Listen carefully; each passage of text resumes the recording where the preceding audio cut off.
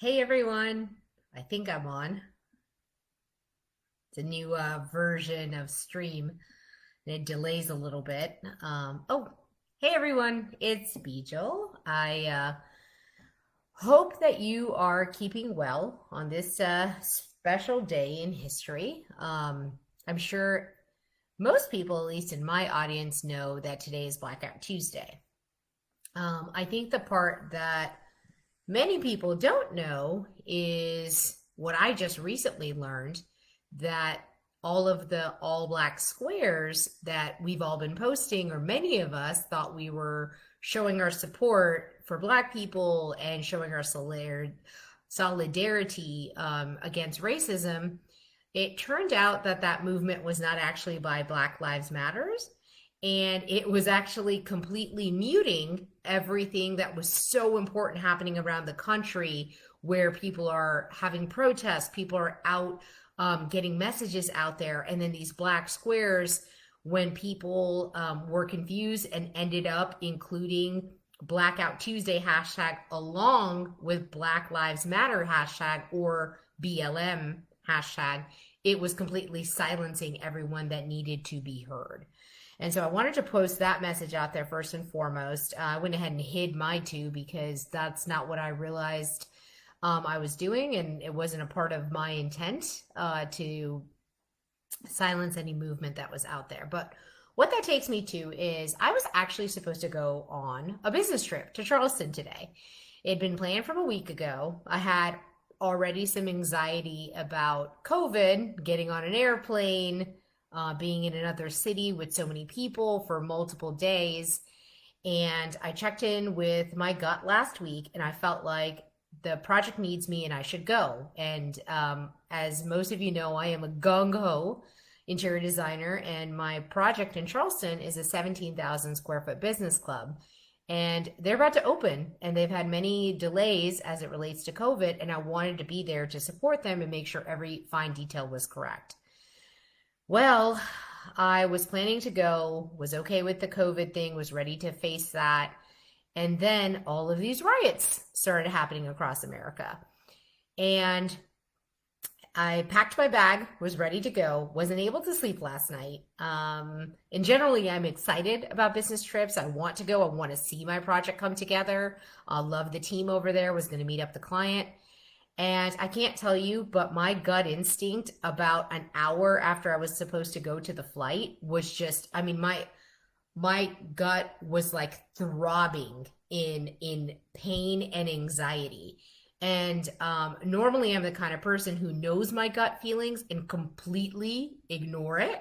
I don't do anything about it. I say, especially if it's something related to business and I think I have to be there, I push myself mentally through and say, well, this is just what needs to be done and this is part of the job, and just put on your big girl pants and time to go. And literally I got so sick to my stomach, I almost like threw up. And I'm not an easily nauseated kind of person. And so I decided to check in on the news. I literally had like 10 minutes. Like, do I go? Do I stay? What am I supposed to do? I'm supposed to cancel this flight. What will the team think? Am I going to disappoint everyone? Do they need me? What's going to happen with the ticket price? And so I tried to get any other flight the following day, shortened my trip. I was supposed to be gone for 3 days, couldn't find anything. It's like all the flights have been canceled or minimized. And I decided to do something that I would have never done in a freaking million years. I decided to actually listen to my gut instinct. So I Googled like Charleston riots and found out that sadly, after one day of peaceful protests, there were violent riots happening there yesterday, like police officers. People were being shot. Not sure exactly who. I almost don't remember it because I had that adrenaline rush of like, oh my God, I was going to go into that. But police cars being burned, just, it had gotten very violent in this otherwise charming city, but a city that is predominantly white and something that I've known about. And I realized, I'm like, I just can't go. I don't feel comfortable. I don't feel comfortable as even a brown woman, not a black male, just being caught into that crossfire. And I realized that my gut was screaming, on top of it being COVID and I'm pushing through, that there's also this rioting happening. And the moment I decided to cancel my ticket and let the team know, they immediately, my client called me and reassured me and told me, don't be silly. You do not need to be there. I'm glad you made this decision. And you just, we can figure all of this out. Keep the ticket credit. You can come back later. And so literally within half an hour of canceling the ticket, my gut started to relax and I started to feel better again. And I realized that I listened and tuned into my deepest feelings, and made an action that correlated with that. So anyways, I just wanted to share that because it's not like me. It wouldn't have occurred to me to do that. I wouldn't have had the courage actually to do it. And something told me, with everything that's going on today and in the world, I'm like, where is our courage? Like, where are we tapping into that? And a lot of having courage to stand up for something that isn't popular, that may not seem overt, where you may think you're towing the line, it requires that you actually step into your own body and feel what you're feeling. So I'm getting a question about what was canceled. So Christina, I was supposed to go on a business trip to Charleston, South Carolina, to help open up a business club, because I'm the lead designer on the project and I'd planned this trip for a while. So I decided to actually cancel it, which I talk a little bit about in the beginning. So anyways, I just, as a woman of color, but definitely not a Black woman, but somebody who has made many Black friends. My best friend's actually Black, and is close to many people who's Black. I have clients who are Black. Oh, hey, bestie. My best friend Nolani is actually on here. We always joke that, like, I love telling people that I have like a best friend who's Black, like it gives me some kind of credit. But actually in this situation, I feel like it really does, because over the years, having Nolani as a best friend who is Black, and then having many other good friends that I've made along the way, and I mean good friends like beyond coworkers, like going to each other's house for dinner, knowing, being invited to each other's kids' birthday parties, like really getting to know Black people and their specific struggles and what are their particular issues. That's kind of what I wanted to raise awareness to today. I talked to a client of mine. I talked to a good friend of mine in the neighborhood, and they had very completely different experiences than I thought they would have. In a nutshell, because I don't want to speak for them, but I just kind of want to open up some curiosity amongst those of you who don't know and aren't sure. When I was talking to my client and I was saying, I'm like, oh, I want to promote Black businesses because, like, this is what I'm going to do to support positive action, and this is what we need to do, and I want to do this. Can I feature you? And he kind of was like, I mean, you can. I'm not saying you can't, but, like, honestly, why are people going to support Black businesses now? Why is now the time to do that?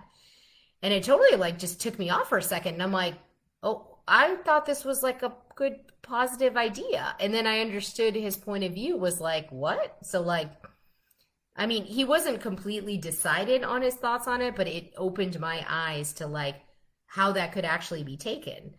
And then the other concept that was brought up to me by both him and a good friend of mine is that some of all of the discussions and the protests and the rioting and all the support you see is against a very extremely overt racist act against George Floyd, caught on camera, completely and utterly atrocious, and it was literally spread all over social media, and everyone knows what exactly happened, what was said, everything like that. And a lot of who I was talking to, the type of people I was talking to were like, I've never had an issue with the law. I'm actually really successful. I haven't had that kind of racism, so I can't really talk about it. But what about the covert racism that I've faced, like when I've been at a company or when I've been at a job? And I was like, dang, that even amongst the Black community, which is wide, diverse, obviously not all the same, just like none of us are all the same. Like, you think I can throw a bunch of Indian girls together and say we're all the same? Like, absolutely not. Like, we're all human beings. And that's, once we get thrown into one color bucket, it's easy to try to generalize, and it's not. And so that's what I learned today. And that's pretty much all I want to share, because I'm not of that position to speak more to it.